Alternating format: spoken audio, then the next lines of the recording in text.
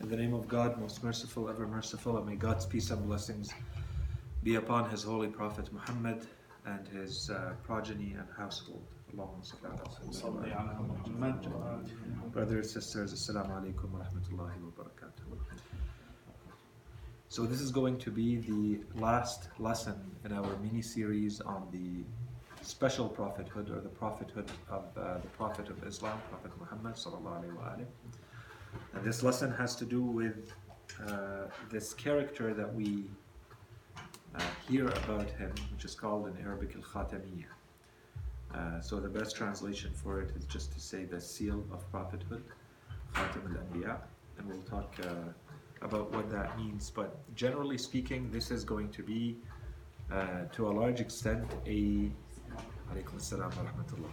This is going to be an extension or a continuation of the topic that we began the last time we had a lesson, which was Alaykum assalam wa rahmatullah.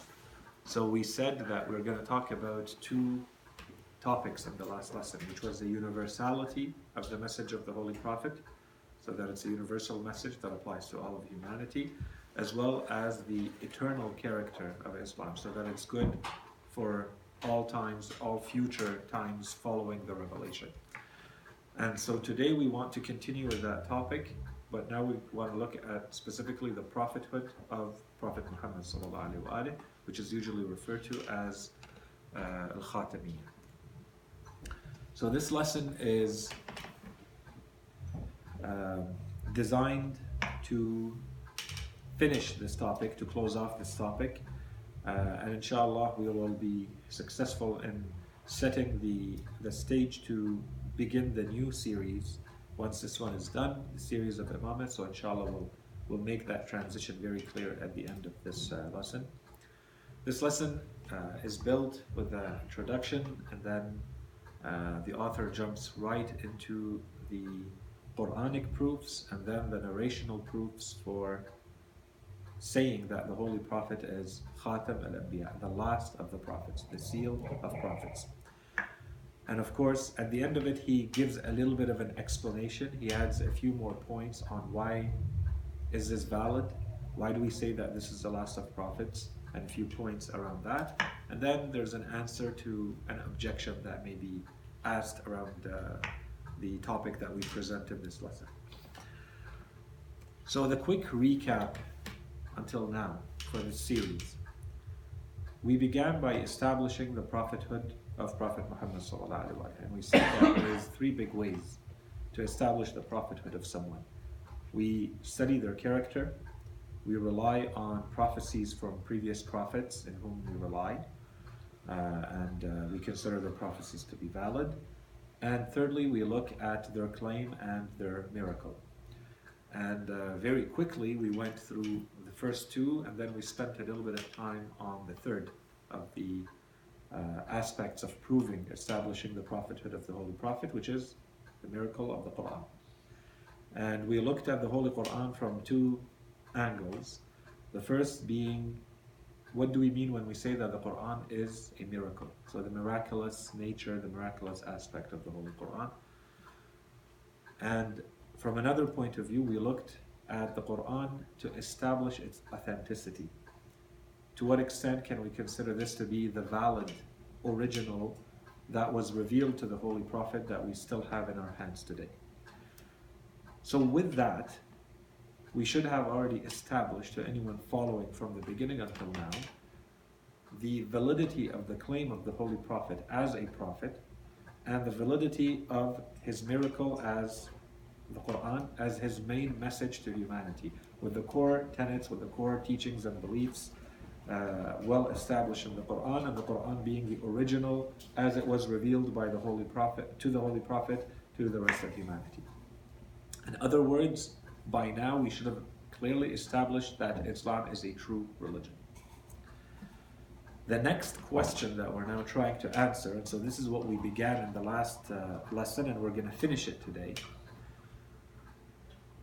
Someone may come and say, okay, so the Holy Prophet is a prophet and his teachings are true, and the Quran is a valid miracle as well as a valid revelation to human beings. Who says that there has nothing There was nothing that has been revealed to humanity since then. Who says that this is going to be the only valid claim to religion, a valid religion, from the time of that revelation until the end of times? So someone may come now and say, I'm a prophet of God. So what do we do with this new aspect, with the novelty aspect? So until now, what we've clearly established, so it should be clear that the Holy Prophet's claim to prophethood is valid, the miracle that he presented is valid, Islam is a valid religion, but we have not closed the door yet on the claim, if someone makes it, that there is a revelation that has taken place, or there's a prophethood that will be announced after the prophethood of the Holy Prophet. So we began this topic by saying that we're going to look at it from two angles. Angle one is to establish the universality, the universal or the universality of the message of Islam, so that it is valid, so that it applies to any human being. And then the second topic, the second dimension of that message, is to look at it from a temporal aspect and say, in time, even if we continue in time, this is going to be an applicable message, an applicable revelation to human beings. So in the last lesson, we talked about the universality of the message, and we talked about the finality of the message. And we said, for that second point, the finality of that this is a final message, or an eternal message to humanity. We said the author split it in two parts. So we talked about the first part in the last lesson, and in this lesson we're talking about the second part, and this time we're going to look at it from this new angle, which is very well known in Islam, called Al-Khatamiyya as a topic. Al-Khatamiyya basically meaning that the Holy Prophet is Khatam al-Anbiya, the seal of prophets. And we're going to talk about that and what does that actually mean. So generally speaking, when we say that there were prophets who were sent to humanity before, we had instances where we find that a prophet is sent with a message to humanity, and there's another prophet, also a valid, authentic prophet, who is there with human beings, sometimes at the same time as that prophet, and at other times coming afterwards. For example, if we want to follow the stories of the Quran, we know, for instance, that Prophet Lut alayhi salam was there at the same time as Prophet Ibrahim. So both of them are prophets. So which one are you supposed to follow? And how do you know that both are actually coming with a valid claim to prophethood? A lot of this we've already covered. Another scenario, very similar to this one, is if you look at the history of Bani Israel, the Israelites, you'll see that many prophets were sent to them. Perhaps thousands of prophets were sent to them. None of them were being sent with a completely new religion. In the majority of cases, or the cases that we're aware of, these are an application or an instance of continuing the same religion that was revealed to Prophet Musa alayhi salam. So the question here is, how do we know that this is not going to be the case with Prophet Muhammad sallallahu alaihi wasallam? How do we know that there's no one else? No one is now questioning, after everything we've said, no one should question that Prophet Muhammad is a true prophet and that his message is a true message. That part is now well established. And that's what we can rely on the Quranic proofs now. But someone may claim and say, while your prophet is a true prophet, a genuine prophet with an authentic message from God, there's also this other person who's also a prophet and I want to follow them. And they may be at the same time as the Holy Prophet, as some attempts were made during the time of the Holy Prophet by others to say, I'm also a prophet. And this may be after the Holy Prophet. So who says if someone comes 100 years or 200 years or 10 centuries after the Prophet and says, I'm a prophet, God is also speaking to me, revealing a message to me that I have to communicate to humanity. How do I know that this person are they saying the truth or not? So our claim until now has been that Islam is supposed to be the last. That's why we said it's eternal. It's supposed to be valid until the end of times. So what goes hand in hand with that argument, if it is true that Islam is the religion that is universal to all human beings, and the religion that will be eternal to the rest of times, until the end of times, for humanity, then logically what this should mean is what we're trying to establish today, that there should be no other prophethoods that are sent to humanity afterwards. That's the logic of the lesson and the architecture of the argument. So what we need to do is to look specifically into this aspect of the argument, which is, can there be a prophet sent after Prophet Muhammad or not? And so to use the term that goes with that, to summarize that entire topic, we say al-Khatamiyya. Okay, so if you ever hear the word Khatamiyya, that's what we're referring to. That he is the seal or the last of the prophets. So the first thing is, before we even get into the argument, the author tells us, and the majority of the authors build their argument this way about al-Khatamiyya. They say that, as we said when we talked about the universality of the message and when we talked about the eternal aspect of Islam, we said that since the beginning of Islam, it has been a unanimous claim of Islam when it presents itself to the world that it is a universal religion, that it is an eternal religion. And what goes hand in hand with all of this is that the Holy Prophet is the last of prophets. And this actually has a practical application that we talked about when we first started the lessons on theology.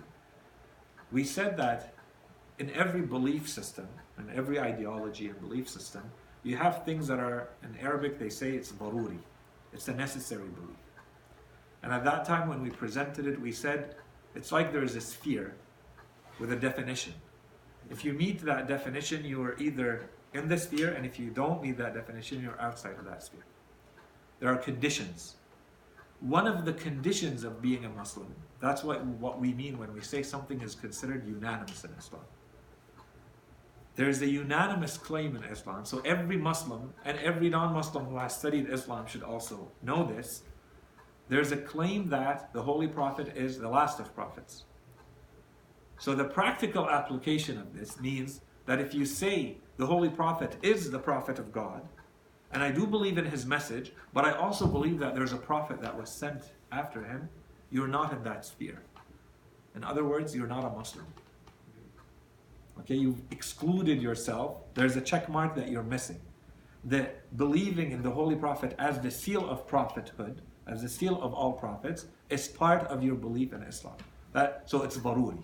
Okay, so generally speaking, the classic position in Islam is, and all Muslims are unanimous on this, not believing that the Holy Prophet is the last of prophets will exclude you from the full belief in Islam. You're not a full Muslim, in other words. Okay? So that's what we mean when we say we don't need an additional proof. Because by this time, you should have believed in his prophethood and that Islam is a valid religion. So if you believe in those two, I should not add a new argument for you to make you also believe that this is the last of the prophets. Okay? So this is the first part of the topic. Now, to this, of course, there are things that we have in our religion that will support this claim. And we're going to come back to a point of why there is no real rational argument that can be presented here to establish that the Holy Prophet is the last of prophets. We talked about it last time and we'll talk about it again today, a little bit later. But you'll notice that the author right away jumps from this introduction, the one that we just gave, and so here are the Quranic arguments to establish that the Holy Prophet is the last of prophets. So we're not providing any rational argument here. Okay, we haven't done this until now. So he gives only one verse from the Holy Quran. There is a few others, but this is the verse in the Quran that explicitly talks about this. And it says in Arabic, مَا كَانَ مُحَمَّدٌ أَبَا أَحَدٍ مِّن رَجَالِكُمْ وَلَكِنْ رَسُولَ اللَّهِ وَخَاتَمَ النَّبِيِّينَ. So in English, Muhammad is not the father of any man among you, but he is the apostle of God or the messenger of Allah and the seal of the prophets. And Allah has knowledge over all things. This verse and this is not the place to give the full commentary of this verse. The context that this verse was revealed in, very quickly, is that one of the things that the Arabs believed in, that society believed in, that Islam was trying to break away from, is that they believe that if you adopt someone, they become your son as though they are your son biologically. And Islam does not accept that. Islam distinguishes very clearly between someone you raise, you adopt and raise, and someone who is your blood, biological son. So there was a man that the Holy Prophet had raised. His name was Zayd ibn Haritha, and the Holy Prophet raised him. And so Islam, to show how this is supposed to be applied in real life, asked the Holy Prophet to demonstrate it, to apply it. So it applied to the Holy Prophet himself, just like all the other men who had adoptive sons, the Holy Prophet had an adoptive son. And so the Quran in this verse, and there are other verses that talk about this, and inshallah one day we'll get into those details, but in this verse, this was the initial context. The verse is teaching the Muslims not to refer to the Holy Prophet as the man of any of your men, the father of any of your men. He's not his father. Even though he has adopted him and raised him, do not refer to him as his father. So, then what do I refer to him as? Refer to him as the messenger of Allah and the seal of the prophets. So this is the general context of this verse. So the point is not more the social context, but just so that we know why does the verse start with مَا كَانَ مُحَمَّدٌ أَبَا أَحَدٍ مِنْ رِجَالِكُمْ. Muhammad was never the father of any of your men. Okay, so this is more the social context. But the point that we need for our purposes here is the second part. So what do I call the Prophet if I can't call him the father of this man? Allah subhanahu wa ta'ala tells us, you call him the messenger of Allah, Rasul Allah, or Khatam al-Nabiyyin. Okay, sallallahu alayhi wa sallam. So this part should be clear. Now some people have tried to object to this verse. And there are two big objections, and we'll go through them. The first one is they say the term Khatam does not necessarily mean that the Holy Prophet is the last of prophets. So very quickly what they say, and this is actually in some tafasir, but this is usually more of, sometimes people don't know that this is an attack, but it's often an attack against the Khatamiyya of the Holy Prophet. That there is a way to use the word Khatam. Khatam basically means a ring. Metaphorically or symbolically, what it could mean is that it's something you ornament yourself with, you beautify yourself with. So to make myself more beautiful, I'll wear a ring. So they say the other possible meaning to this verse is that the Holy Prophet is this ornament of all prophets. He is the beauty, the most beautiful one of all prophets. Okay, there is something beautiful in there, no doubt about it. But the verse is not saying that. Why? How did they come to consider this? The beauty part is the symbolic metaphor that was understood afterwards. Initially, Khatam means a ring. But how did it come to mean a ring? It came to mean a ring because they used to use their rings to seal a letter.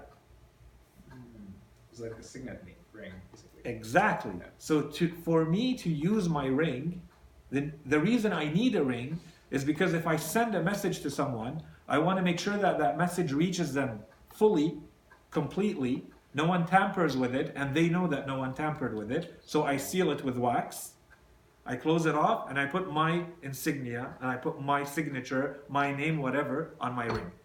And we even have in our narrations about the history of the Holy Prophet, some of the letters that he sent to some of the kings and the heads of tribes and others, he was told in that area, it would be much better if you sent it to them with your seal. And that's when he took a seal for himself, he took a ring and he wrote on it, La ilaha illallah, Muhammad Rasulullah, and they would put the wax with his ring on it so that this became his official signature. All of this to say what?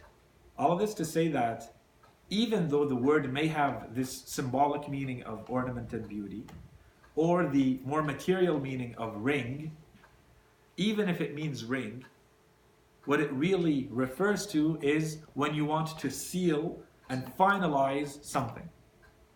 That's the real meaning of khatm. And it became used, it came to be known as a ring or a ornament, a beauty, an item of beauty. But the real meaning was to seal something in the sense of finalizing it, making it complete, closing it off. So even in that sense, if you want to be more literal about the way to understand the verse is still saying that the Holy Prophet is the seal of prophethood.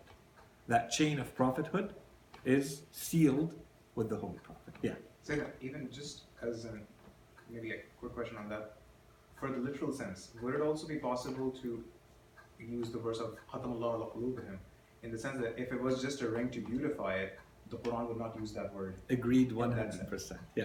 Right? So you can just, the Quran doing the seal of the Quran. It's actually a point that opens the whole door, Right. which is very quickly just something to keep in mind about this whole topic of how does the Quran use the Arabic language? Does it use synonyms or not? Is it extremely accurate in the sense that if it uses two terms or a term in two places, does it necessarily mean that there's something true in both places to the term like you just did? Because you're being very accurate with the terminology, and that's a very big theory.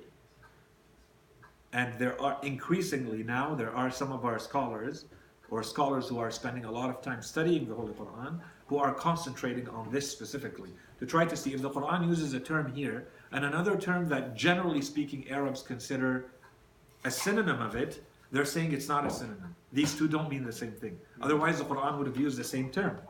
But it didn't, therefore there's another meaning. So why did the Quran use, why here did the Quran say imra'ah, or and here nisa, here it's zawja, here it's, what's the difference? What is it trying to emphasize? Or ba'al, rajul, zawj, for instance. That's one example, and there are many others.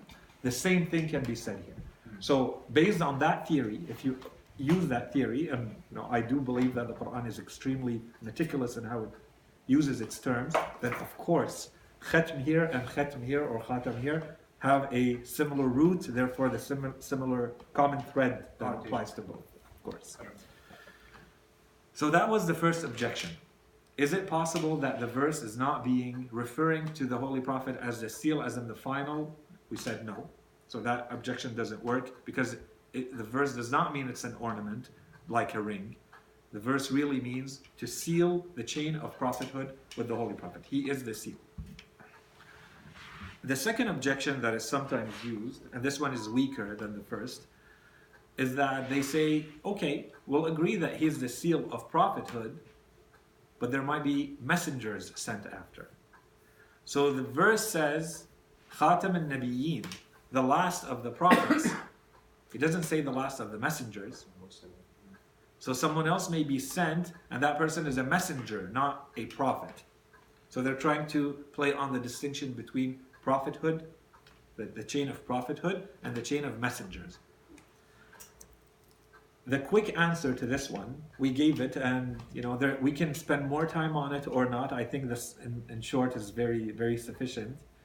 What we said is, generally speaking, we can say as a general rule that every messenger is a prophet, but not every prophet is a messenger.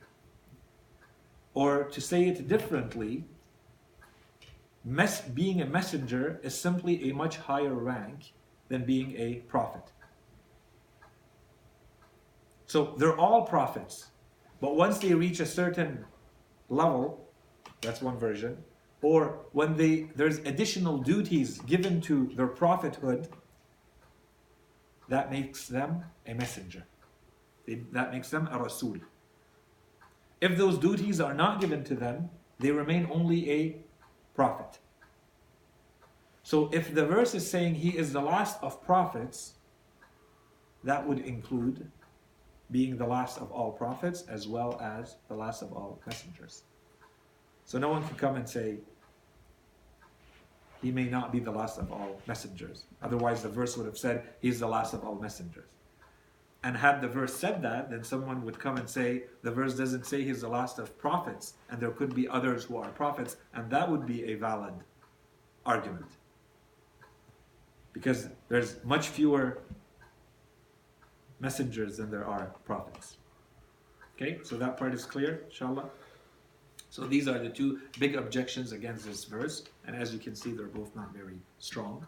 So the verse says, he is the seal, the last of all prophets, and the word does actually mean that he's the final one, the one that closes that chain. That's one. And two, if the verse says he's the last of prophets, no one should come and say, but it doesn't mean that he's also the last of messengers. Messengers and prophets are the same chain. Messengers are more specific. It's a smaller circle within prophethood. So prophethood is more general, and within that we have messengers. And here we talked about this. I just put L29, that's lesson 29. We talked about this topic in a little bit more detail in general prophethood towards the end.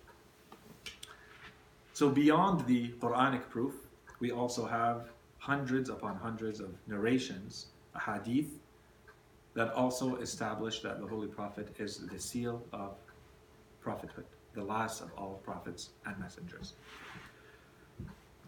So in the beginning we have, for instance, there's a number of narrations. For instance, O people, the Holy Prophet talks to his people. He tells them, O people, there is no prophet after me, and there is no nation, there is no ummah. So here nation doesn't mean just nation, it means a nation belonging to a prophet. Right? That's how the Quran uses ummah. So there is no nation after you. So basically I'm the last of prophets, and you're the last of nations belonging to a prophet. Okay, so that's one narration. We have another one that says, there is no sunnah after my sunnah. So there will be no other tradition. So a tradition is the manner in which a prophet lives. So everything they say, everything they do, everything they don't do, how they eat, how they sleep, all of that is a tradition of a prophet. The manner in which they lived and what they said. And the Holy Prophet says, there will be no tradition after my tradition. After my sunnah, there is no more sunnah. Which means it's the last of the sunan of the prophets. And a number of other verses, of other narrations the same way. There's a narration, for instance, it's called, I'm referring to it here as the narration of the brick. So the Holy Prophet says, he explains this to some of his companions. He tells them, my example among the prophets is like someone who built a beautiful house brick by brick. And anyone who comes to that house, they see how beautiful it is, except that there is one brick missing in that house, and I am that brick. So there's a lot of comments that we can take out from this. One of them is to view prophethood as one unit. We shouldn't be looking at the Holy Prophet as by himself. So the Holy Prophet is part of something bigger, which is the chain of prophethood. And that chain would have been missing, incomplete, if the Prophet is not there with his part. Okay, so that's one. The other one is that this chain perfects itself, completes itself. So this becomes an additional argument for the finality, eternity, seal of prophethood argument. But this would require that we say that everything that you have in the previous religions, the wisdom, the knowledge, all these teachings have been encompassed here, and they have been perfected. And we also have narrations from the Holy Prophet where he talks about this, right? Where he says, I've only been sent to perfect virtues and manners, for instance. So it was all there, but I come to make them perfect, make them complete. That's it. So with that, we are also getting another argument to say, so this must be the last, because he's made them perfect. There's nothing else to add. There are no more bricks, there are no more gaps. That's it. It's all been sealed. And then we have Hadith al-Manzil, the narration of the rank. And there's a long story that we're not going to get into right now, but we were told that in Ma'arakat Tabuk, in one of the battles of the Holy Prophet, when they left, the Holy Prophet asked Imam Ali alayhi salam to stay behind. And Imam Ali alayhi salam got very sad and he cried. So when the Holy Prophet heard, he came back to talk to him. Imam Ali alayhi salam thought that maybe there's something wrong, or maybe he's going to be missing out, he's not going to be there to protect the Holy Prophet as usual, so on and so forth. So the Holy Prophet came back to Imam Ali alayhi salam afterwards, and he told him, very small, very few words, but they carry a lot of meaning, and so it became known as Hadith al-Manzila. The Holy Prophet tells Imam Ali alayhi salam, does it not please you, that's all he said, it's not a long sermon, does it not please you to be to me as Harun was to Musa, except that there is no prophet after me. So here there's two ways to do this.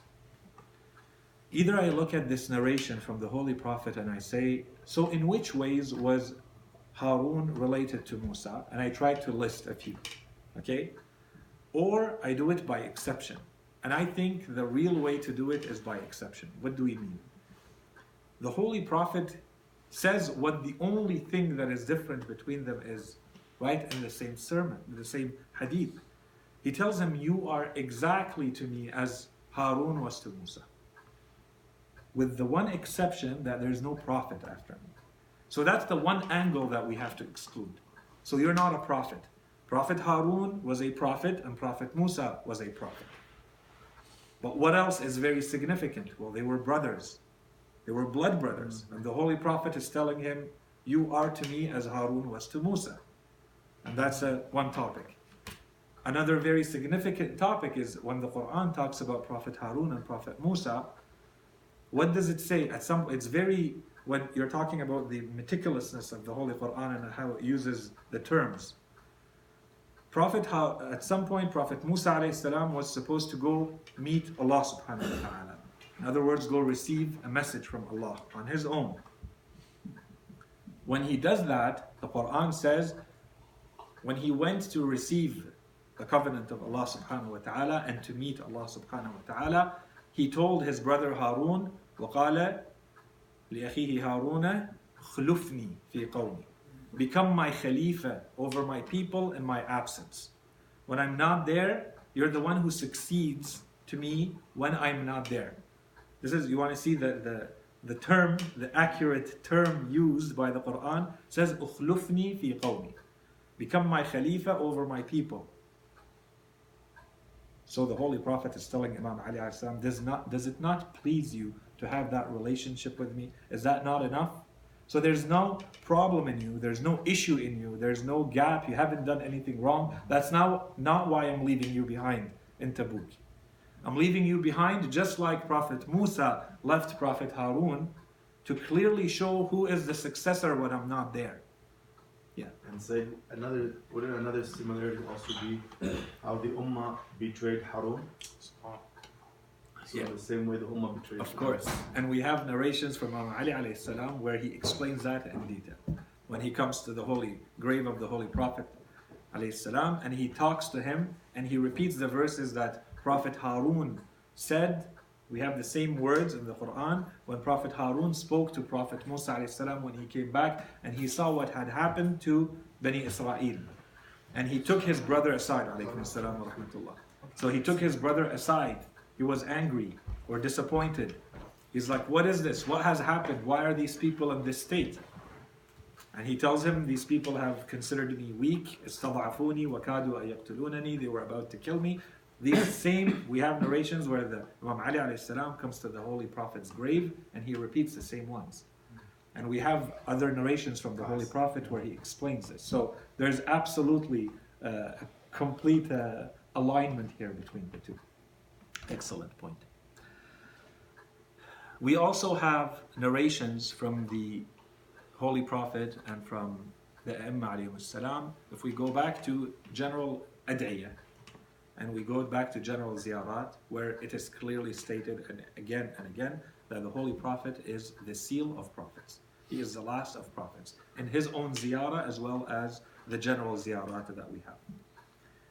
And then there is two more I'm adding here, but they're not in the lesson, but at least we mention them quickly. We did mention a number of narrations before, especially in the last lesson. So for instance, we said from Imam al-Baqir, Imam al-Sadiq, there's a number of narrations that say the halal of Muhammad is halal until the day of judgment, the haram of Muhammad is haram until the day of judgment, in different wording, but the meaning is the same. Of course, those can be used to establish that he is the seal of prophets as well. Otherwise, there would be something that would come to change that. Okay?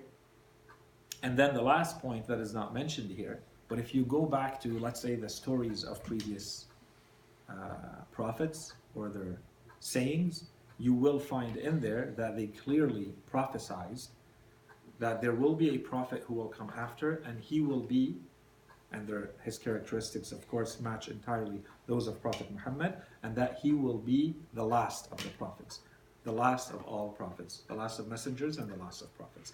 So the lesson does not address this, but this is just another source for the narrations. And then I thought I just mentioned three quickly from Nahj al-Balagha, where Imam Ali alayhi salam, and there are many, many others. These are three instances. So in the first sermon, he talks about the Holy Prophet being the last of prophets. Allah never allowed His creation to remain without a prophet deputized by Him, or a book sent down from Him, or a binding argument or a standing plea. These messengers were such that they did not feel little because of smallness in their number, or of largeness of the number of their falsifiers. Among them was either a predecessor who would name the one to follow, or a follower who had been introduced by the predecessor. In this way, ages passed by and times rolled on. Fathers passed away while sons took their places, till Allah deputized Muhammad as His prophet in fulfillment of His promise and in completion of His prophethood. Okay, so that's in the first sermon where Imam Ali alayhi salam is clearly saying that this is with the sending of the Holy Prophet, Prophet Muhammad, the chain of prophethood is now complete. Allah completed the chain of prophethood with the Holy Prophet. That's one sermon. In Sermon 133, Imam Ali alayhi salam says, Allah deputized the Prophet after a gap from the previous prophets when there was much talk, so basically disagreement between people, with him. So with the Holy Prophet, Allah exhausted the series of prophets and ended the revelation. And then we have in Sermon 234, and this is very short in Nahj al-Balagha. This is basically what the Imam Ali alayhi salam was saying while he was washing the body of the Holy Prophet when he passed away, and performing the rituals of death on the body of the Holy Prophet sallallahu alaihi wasallam. He says, may my father and my mother be a ransom for you. That which has ceased with you or with your death never ceased with the death of anyone else. And then he explains what it is. So there's something that now that the Holy Prophet passed away, there is something that stopped, that had never stopped before. But because of his death, that thing stopped, which is what? Which is the direct revelation to humanity, because he was the last of prophets. So Imam Ali alayhi salam realizes what that really means. People like us, we don't realize what that means. But Imam Ali alayhi salam knows what that means, that the Holy Prophet, with his death, humanity has entered a new age. An age where there's no longer the revelation that God was sending to humanity to guide them. That is gone. It's over. So he says that which ceased with your death had never ceased with the death of anyone before you. Okay, so that's how special you are, Holy Prophet. And he says prophethood, revelation, and the affairs of heaven. That's it. Everything is now cut off because there's no more prophethood. So here the author is going to add a few points that are relevant to this topic to close it off. He calls this part of the lesson, he calls it the secret of sealing prophethood. Or in other words, what is this philosophy behind? How can we say that prophethood is sealed? We want to really understand it. So we have to go back to the same lesson, lesson 29, when we talked about the reason why Allah subhanahu wa ta'ala sends multiple prophets. Why are multiple prophets sent in the first place? Why isn't one prophet sent or one message sent to humanity and that's the end of that? And we gave three big reasons. We said the first of these reasons is if we look at the manner, especially in the past, and the manner in which communication was taking place in humanity, we know that it was very difficult. There's no information and communication technologies that we have today. There's nothing, no electricity, no internet, no social media. How are you supposed to communicate something, a message, in an accurate manner from one land to another? So that becomes one of the reasons why Allah subhanahu wa ta'ala sends multiple prophets, because that communication is very difficult. So a lot more is needed. Every area needs their own prophet. But as humanity evolves and they create means to communicate with each other, there's less and less need for these prophets to be sent, until you reach a point where anything that is communicated or that's happening anywhere in the world may be seen as is anywhere else in the world. Okay, so that's one argument. One reason why there were a lot of prophets. Second reason, we said that if you look at the context of human beings, you see that it's constantly changing, and generally speaking, it's an evolution. It's improving, and it's becoming more complex. Which means what? Which means that one set of teachings may have been sufficient for humanity to be spiritually guided at some point, but the complexity of their life, the complexity of their thinking, the complexity of their social interactions, and so on and so forth, requires more delicate, more detailed, more sophisticated teachings to allow them to deal with the reality of their worlds. And so a new prophet needs to be sent with additional or different teachings. That was the second reason we gave. And the third reason, and it's not a small one, is that we know, and we talked about this, that a lot of distortions have happened to the teachings of the prophets. Some of them, unfortunately, are direct and intentional. There are people who have intentionally modified, distorted, omitted, added to the revelations and the teachings of the prophets. And in some cases, it's as a result of ignorance or negligence or that teaching never makes it. Or it becomes distorted. So a part of it goes missing, and because it's incomplete, the meaning changes, for instance. So in all of these cases, the message is no longer there for humanity to be using it for its guidance. For these three big reasons, and there are others, but these are the three big ones that we talked about, we said Allah subhanahu wa ta'ala keeps sending new prophets. This was for general prophethood, and then we need to apply that to the prophethood of Prophet Muhammad sallallahu alaihi wasallam. So if we take this, every time we see that Allah subhanahu wa ta'ala, in His knowledge and in His wisdom, He sees some of these factors play out, He knows when He needs to intervene with a new type of guidance to humanity, which is sending a prophet with new teachings. If we come to the message of the Holy Prophet ﷺ, and we look at these three criteria, and we want to apply them, for the first one, the difficulty of communication, the Holy Prophet is sent at a point in time when that communication is a lot better. And today, let us say if something needs to be communicated today, you can see how much easier and faster and more accurately you can communicate it than before. Allah subhanahu wa ta'ala at that time sees that the communication that is being given to the Prophet may start spreading through him and the people who follow him. And inshallah we'll get into the topic of imamah. With the imams who will come after him, that communication will be sufficient for humanity. The reason we're saying all of this is maybe a caveat, a note. The reason we're saying this is so that no one comes and says, well, what's the difference? Humanity is changing, and we'll get back to that, just like it has always been changing. The context is always changing. The same reason that should have made Allah subhanahu wa ta'ala send multiple prophets before should also make Allah subhanahu wa ta'ala keep sending prophets now. Really, that's the objection. So here what we're saying, so the secret, the author is trying to explain the philosophy of the sealing of prophethood.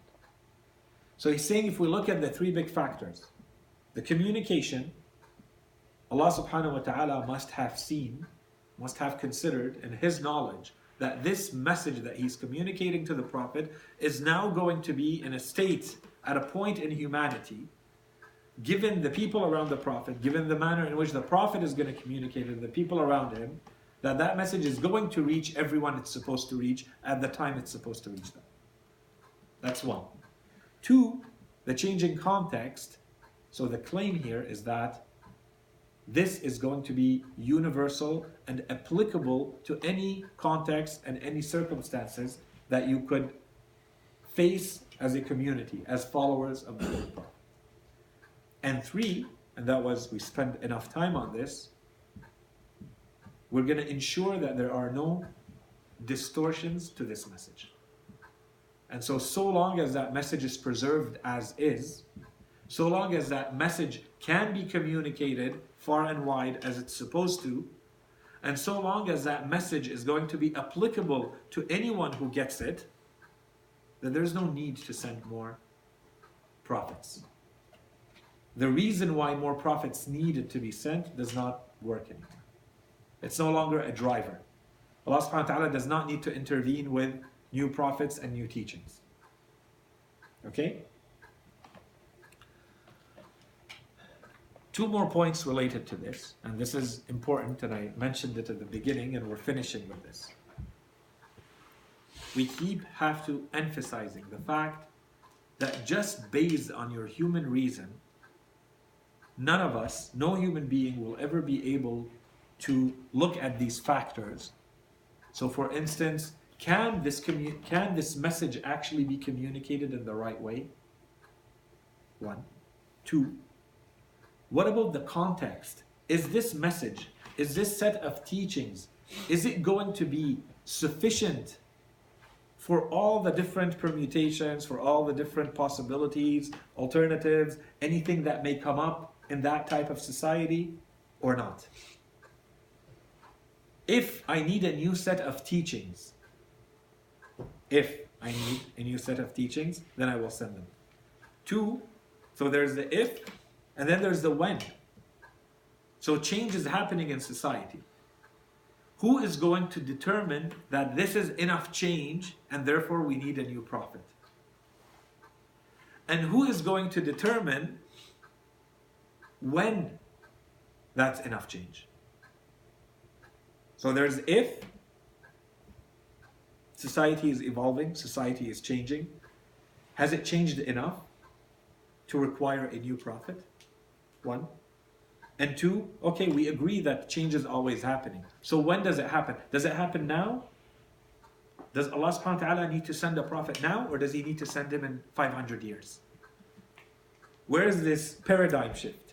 Where is this big transformation in society that requires a new prophethood, a new set of teachings? When does that happen? And so our claim, what we keep saying, and it's a very important point, is that no human being, based on their reason, no matter how much analysis you do, are you going to be able to say, and this is the point where Allah subhanahu wa ta'ala needs to send a new prophet. It's impossible. And I touched a little bit on this in the last lesson. And what I said is, what we may do, and sometimes we do, because we want to rationalize everything, after the fact, I look at the history of humanity, and I can say, yeah, I understand why at that point Allah subhanahu wa ta'ala would have wanted to send Prophet Musa alayhi salam with that type of new religion.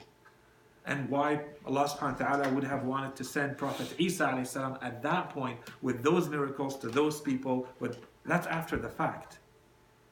But for me sitting here, not knowing what the future looks like, not knowing the context of every human being on earth and every society on earth and how they interact with each other and where the trends are going in the future, I can't just say humanity needs a new religion or humanity doesn't need a new religion.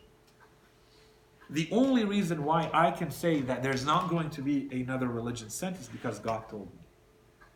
Otherwise, sitting from my limited perspective, maybe some of us would say, yeah, maybe we're due for a new prophet. And Allah subhanahu wa ta'ala can see that humanity has evolved and changed so much we have gone into a completely new age, let's say because of science and technology, because of the complexity of life, so on and so forth, to say that it would be valid, it seems justified that Allah subhanahu wa ta'ala would send a prophet now. If you want to use your reason, you may say, yeah, it looks like it's a good time, or no, it's not a good time. But you have nothing to rely on. You have a very limited perspective. And this is where we say, you do not have a rational argument to establish, that's why I started with this. And I said, there is no rational argument to say that the Holy Prophet is the last of prophets. How do I know? I can't know that this needs to be the last of prophets. The only way I know that is if he tells me, or if God tells me, and this is now going to be sufficient for you until the end of times. And if he tells me that, then I know that he has given me the tools, and now I have to work with them to make them work for my reality. Okay, so that's the first point. The second point is, when we say that the Holy Prophet is the seal of prophethood, Khatam al-Nabiyyin, Khatam al-Nubuwah, that there is no more Nubuwah, no more prophethood after the Prophet, this does not mean there's no more divine guidance for humanity. And inshallah, when we talk about Imamah, we will continue on that topic. So I'm not going to say more here. But what we're saying is that there is no more prophethood, which is different from saying that there is no more divine guidance to humanity. Prophethood means that someone comes to you and says, I have a message from God to you. With the seal of prophethood, it means there is no more of that. No one is going to come to you ever again after the Holy Prophet and say, God has sent me with a message to you. He says, you have to do this and you cannot do that. No more of that. But does it mean that there's no more divine guidance? No. And so we'll talk about that inshallah when we talk about Imamah. Let's finish with this. So based on everything we said, someone may have this objection. So we touched on it, but now we want to present it as an objection. Until now, our conclusion is what? The first point is, the Holy Prophet ﷺ has communicated a set of teachings, which we call a religion, to humanity. He is a real prophet, and what he has communicated to humanity is a real message from God. So this part should be clear, established and accepted. The communication that the Holy Prophet has brought to humanity has remained in its original form, authentic, since the time he has explained it and communicated it to humanity until now. That's the second part that should be clear. The third part, where the objection is, so anyone who should have been following with us from the beginning should agree with those 2 points. The third point is they go back to the philosophy of the multiplicity of nubuwah, multiplicity of prophets. Why has Allah subhanahu wa ta'ala kept sending all these prophets? Because humanity needs a new set of teachings. Humanity needs a divine intervention for its spiritual guidance. Because its life, because its world is getting more complex or changing. Too much for the set of teachings that were there before. Or possibly because they were distorted and lost. So the objection is, well, this is still the case today. If anyone looks at the trend, the history of humanity, we see that it's always evolving and it's always changing. And if it changed before, it's changing now, and it will continue to change in the future. So for that same reason, we should expect more prophets. And it's okay to be open, at least, to consider the prophethood of other people. Okay? So that's the main objection. And that's why I said these are 3 conclusions. The problem is the third conclusion. When we say, and Islam is good now and forever, because it will meet all the needs of humanity going forward, from the time it was revealed until the end of times. That's the claim. That's the Muslim claims that that's the case. The objection is specifically about this. They say, no. Just like previous religions were not sufficient, they needed to be renovated, they needed to be supplemented, complemented with something more, Islam is also going to fall in the same category, in the same situation. What makes it different from any other revelation and religion? The answer. The first point is the one that we just presented, which is, we have just said and explained that determining when humanity requires a new prophet, determining when humanity requires a new religion is beyond human capacity, beyond human reason. A human being cannot just sit back and try to analyze the context and say, yeah, we're due for a new prophet now. You know, the economic environment, the political environment, the technological environment equals new prophet. We can't do that. So if the objection is stemming from your human reason that we're due for a new prophet, it doesn't work. It has never worked in the past and will never work in the future.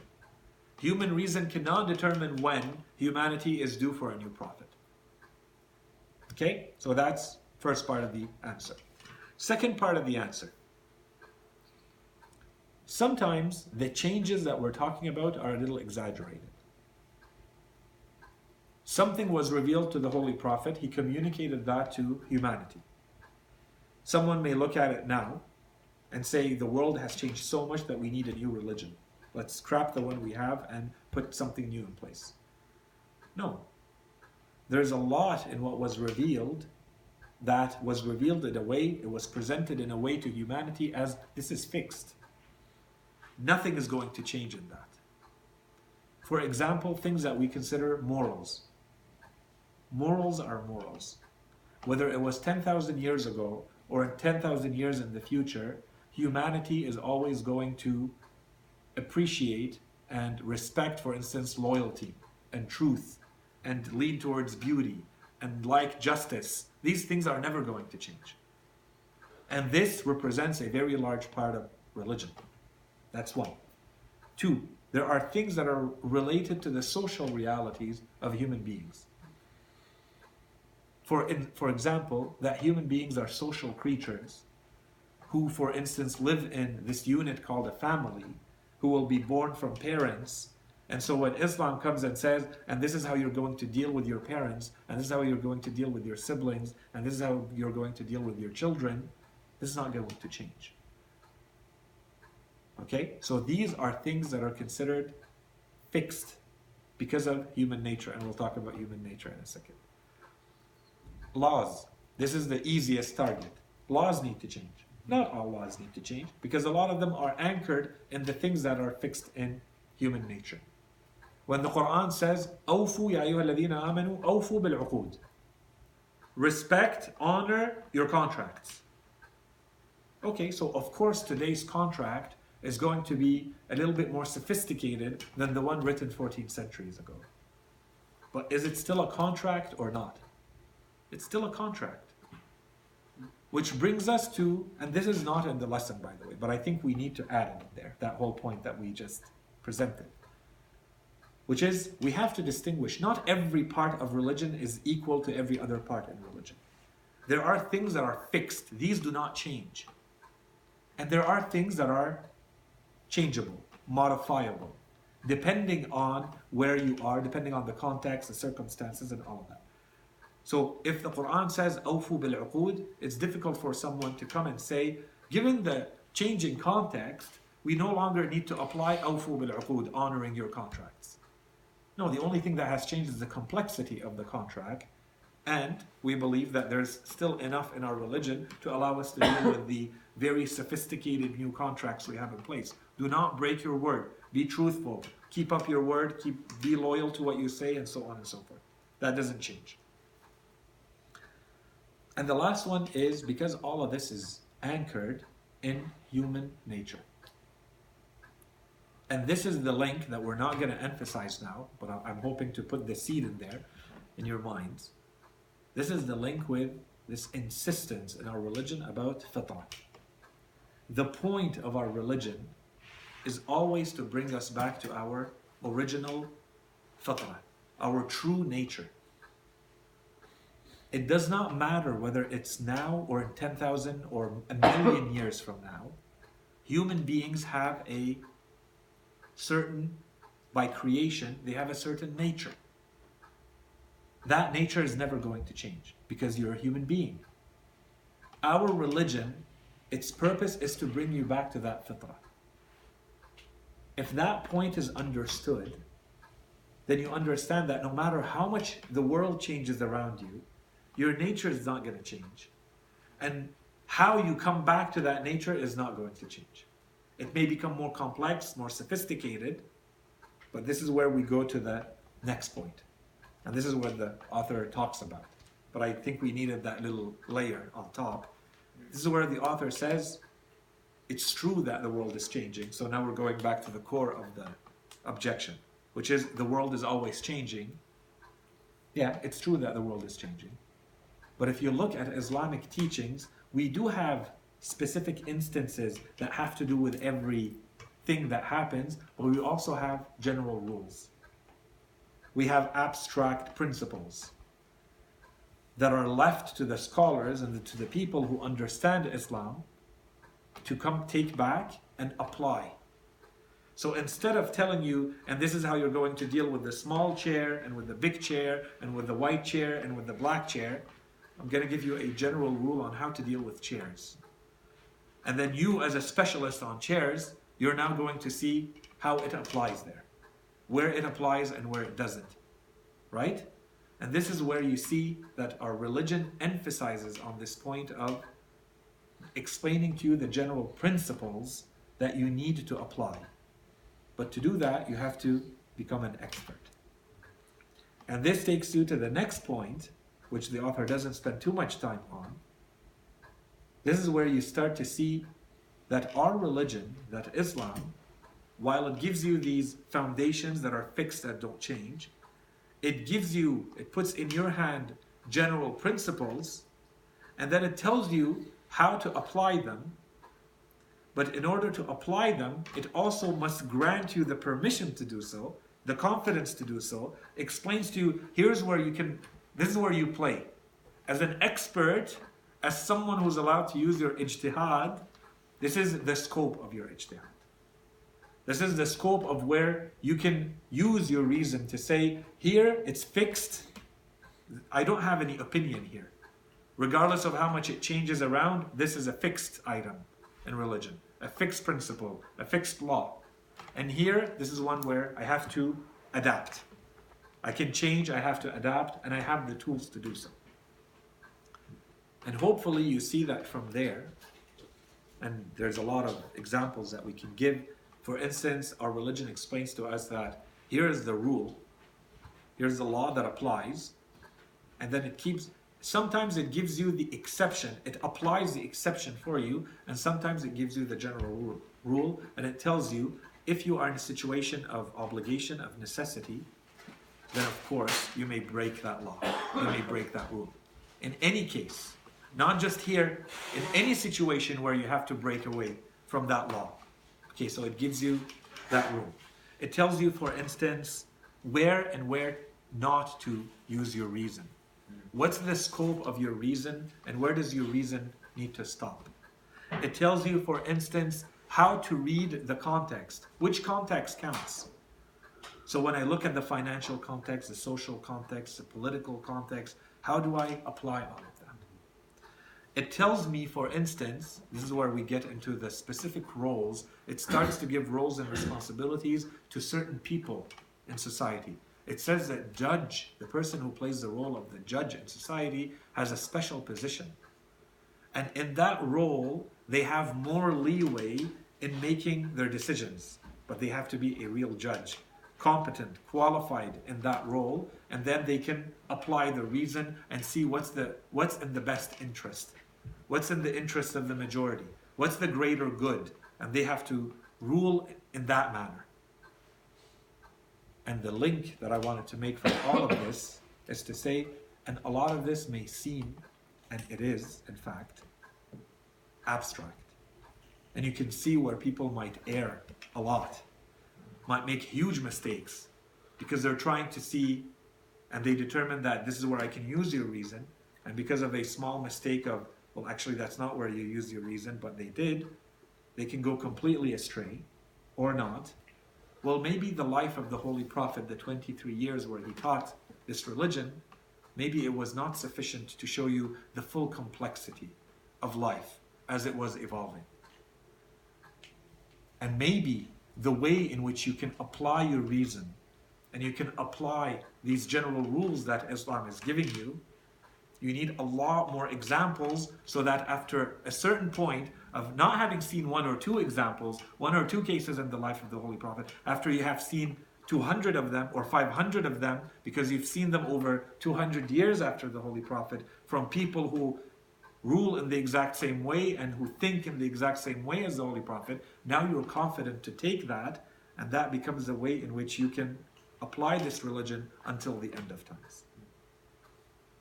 And so inshallah with this, you see the clear transition to the next topic in this series, or the topic of imamah, inshallah. So this is going to be the segue, and we will stop here. وصلى الله على سيدنا محمد وعلى آله الطيبين الطاهرين. اللهم صل على محمد وآل محمد. Inshallah, we can take a couple of questions. If the sisters have any question? No? Brothers, and then we go to Hassan. So Ibrahim, I'm outside of both genders, yeah. you're unique. I think your own gender. Ibrahim, You're a special exception. Who was the prophet, the last prophet before Prophet Muhammad? How long ago was it before Prophet Muhammad was sent? So there are, sallallahu alaihi wasallam, clearly the big prophet before the Holy Prophet was Prophet Isa. Okay. But there are verses in the Quran that seem to indicate that there were some other prophets, including most likely in Surah Yasin, when you see these people sent to their people, 2 or 3 men sent to people. These may have been either companions of Prophet Isa alayhi salam or people who were sent after him. And then if you go back to some of our narrations, specifically the Shia narrations, you will see that there is a mention of some of the fathers or forefathers of the Holy Prophet who may have been prophets themselves, but they were not ordered to reveal that they were prophets. So they were guiding their tribes, they were guiding their clans, the people with whom they lived, but not necessarily revealing to people that they were prophets. And this becomes something that gives us a key to understand history. So not every prophet is going to say, I'm a prophet sent from God to you. They have to work within the mission that they are given. In some cases, they're not supposed to say, I'm a prophet. And in some cases, they have to say, I'm a prophet.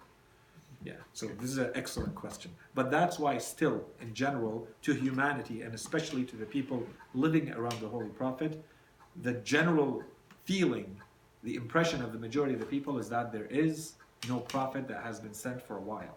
And that's referred to as fatra. The Quran says, fatratin min ar-rusul. This is the gap. We've mentioned it a few times. There was a gap. For a while, Allah subhanahu wa ta'ala had not sent prophets. Doesn't that go against not leaving humanity without guidance? No, because there is enough out there for people to use. That's one. Kind of like with what we have today. Kind of like what we have today, but today is supposed to be different.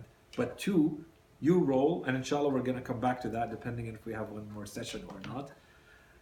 2 is, your role is to work with as best you can with what you have.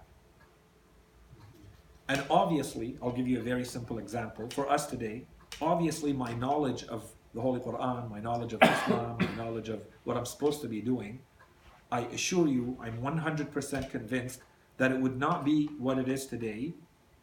My knowledge today is different than if I was sitting right beside the Holy Prophet and I was asking him, what do I do? And from as simple as, am I doing the wudu correctly, to how am I praying, to how am I supposed to conduct myself in my life in general. How can I answer Hassan's question? For instance. So what does that mean? It means that even today, like it's easy to look at others and say, well, they're really, because they live in a remote area, because they have not had a prophet sent to them in a long time. But at the end, the bottom line for all of us is, given what you have been given, that's the best you can work with. And you are supposed to be the best person you can be. Allah subhanahu wa ta'ala has put this intuition inside you. You're supposed to recognize good and evil intuitively, and you have been given reason to understand that. And on top of that, I'm going to be sending you religion, and your job is to look at all of this and still be the best person you can be. And in some cases, you're very lucky because you happen to live at the same time as the Prophet, the same time as this Imam. Because the same thing can be said about at any point in history.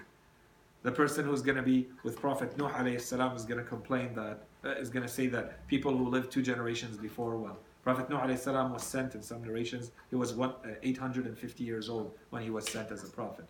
So what was happening before? Right? So that will always be an argument. And that's why we keep going back and saying, the job of Allah subhanahu wa ta'ala, his duty, is not to have a prophet stand there answering Q&A, 24/7 for every human being all the time. It's to put enough guidance, and people are responsible to follow that in the best way they can. So There's one more question. Sayyid, you mentioned chair expert. I always tell Kareem this chair isn't comfortable. I always forget to ask you, is it comfortable? It's okay, but it cracks. Yeah, there you go. See? Next question, Sayyid. It has nothing to do with He's being polite. Next question, Sayyid. You mentioned the extent of reason and when reason should be applied. Limited. Yeah.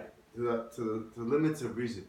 Where in our life do you feel we should not apply reason, if that exists?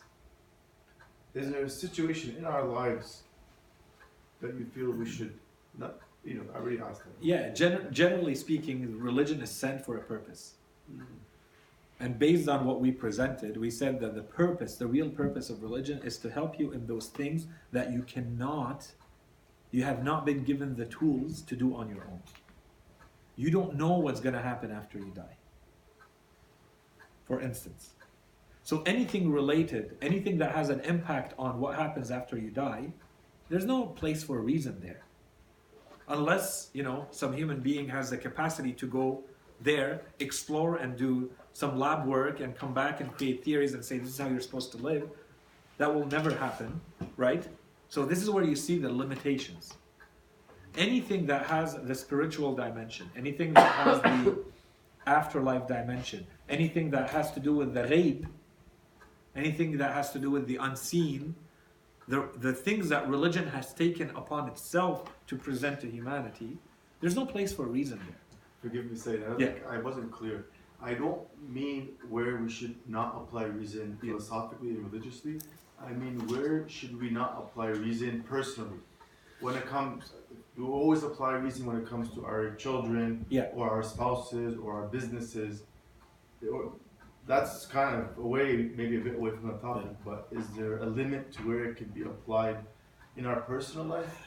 It's a very difficult question because you're asking me my opinion. Yeah, your opinion. Yeah, and I'm not gonna give my opinion. If I give my opinion, I'm gonna give it as part of a general theory of why that's my opinion. Okay. Because my opinion on its own doesn't mean anything. It needs to be part of why is that my opinion? The truth is, this is perhaps one of the areas of greatest research and intellectual activity right now going on in the Islamic world, within our madhab, and this is the topic that is usually referred to as al-thabit wal-mutaghayyar in fiqh. Okay, so the fixed and the changing. Mm-hmm. So one scholar will tell you that what's changing is a lot more, and this is where you have to apply your reason. And another scholar will tell you that changing is this, and this is where you apply your reason. And this becomes a matter of ijtihad. And that's why one scholar will say, the age of puberty or maturity of a male or a female is going to be this based on the ruwayat, and the other one is going to say those ruwayat are part of the changing because that applied to that context for people living in the desert who are of that culture, and people living in today's world from a different culture, they're going to have a different age of maturity biologically. Whereas the other scholar is going to say absolutely not. This is a matter of worship, blind worship. Religion has told you where to do it, how to do it, and so you apply. But this becomes a matter of ijtihad, right? So this falls under, do you apply, can you play with ijtihad here, or does it become ta'abbud, blind worship, ritual? And this is going to fall in every aspect of life. So if you are someone who thinks, and this opens a whole door, that's why I'm saying it's a very big topic. If you are someone who thinks religion has covered every aspect of your life, so religion has told you how to sit and how to sleep and how to eat, how to comb your hair, how to wear your trousers, how, and because we do have narrations that talk about this, then of course you're going to say reason plays a much more limited room, because for every one of these questions, first go to religion and see what it says. And another scholar will say no. Religion wants you to apply your reason and to live your life in the best way you can based on what you know today. That's part of your struggle in life, is to explore the world, understand its laws, use science, do whatever you need to do, and come up with the best way to live your life. And here are the minimal things that we're giving you, the layer that we're going to give you, to make sure that your life is going to stay on track, so that your spiritual guidance is always going to be ensured. But that becomes a huge issue of contention between scholars and mujtahideen, that some of them are going to go one extreme and say reason everywhere, with the limitations being very few, and other scholars saying religion everywhere, ritual everywhere, blind faith, to use it that way, everywhere, and reason is very limited. And if that's the case, then you need to show me that everything you're talking about, because there's no other place for all of this, you need to show me that everything you're talking about is actually religion. Because all of this is really narration. And then that opens the door to, do you have reliable narrations in every aspect of that life that you're talking about? Are the narrations, for instance, in the medical field, Tibb al-Nabi and Tibb al-A'imma, for instance, that we have entire books written about, are they reliable or not? If your conclusion is they're not, then you can't say your religion talks that much about the details of Tibb, or what to eat and herbs and food. And if that's not there, and you're saying your religion talks about everything, but you don't have details, then all you have are the general principles, which means a much larger scope for your reason. And this applies to how you raise your children, how you are with your spouse, how to start a business, how to go to school, everything. Right? It's going to open that whole door. A very short question from Sure. Abdullah. We Just end follow with up on that. We said the scholars, that you try, but maybe extreme by the reason, but maybe extreme by the blind faith or narration, right? Oh yeah. So, let's just go with that. Would you agree that towards the time today is that to lead towards the scholars who have tried to apply more of a reason context, ijtihad more than the traditional one, because that's what I've been noticing personally. No. No, you think it's going to the extreme, the other Yeah, side? the majority of scholars. And the majority might not, I know that side, but I'm saying leading toward, many of them are moving towards that side. That's what I'm noticing about some. So I'm saying from your knowledge, from anybody you talk to you notice that as well? No. No, you still No. think that is the majority or and most of them The are going- classic position is always going to be the religious position. Okay. And the moment you start using your reason, you're going to become controversial. Because you're Yeah. stepping outside of the prescribed rules that are very, once you know them, you just follow them, end of story. But if there's no prescribed rule for a field, then you have to come up with your own. And now what? Are you God? Are you religion?